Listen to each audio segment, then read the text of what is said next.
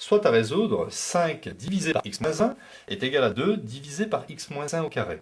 Je vais m'occuper d'abord de l'existence éventuelle des valeurs interdites. Il ne faut pas que x moins 1 soit égal à 0. Il ne faut pas que x moins 1 au carré soit égal à 0. Bon, x moins 1 est égal à 0. Ça fait x est égal à plus 1. X moins 1 au carré est égal à 0.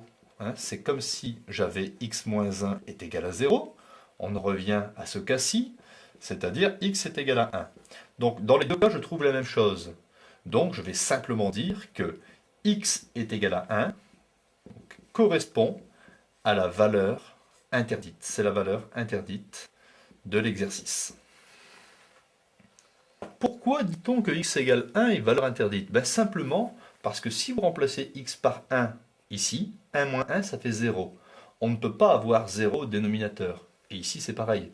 1 moins 1 ça fait 0, 0 carré ça fait 0. On ne peut pas avoir 0 au dénominateur. Donc on ne travaille pas du tout dans cet exercice avec la valeur x égale 1. Au niveau de la résolution, alors j'ai x moins 1 au carré ici, donc je vais multiplier ici par x moins 1 au dénominateur et par x moins 1 au numérateur. Je vais donc obtenir 5 fois x, 5x, 5 fois moins 1, moins 5, sur le dénominateur commun x moins 1 au carré, car x moins 1 fois x moins 1, c'est x moins 1 au carré, est égal à 2 sur x moins 1 au carré. Je ne vais pas recopier les dénominateurs, donc cette équation équivaut à 5x moins 5 est égal à 2, soit 5x est égal à 2 plus 5, soit 5x est égal à 7, soit finalement, en divisant par 5, x est égal à 7 cinquièmes.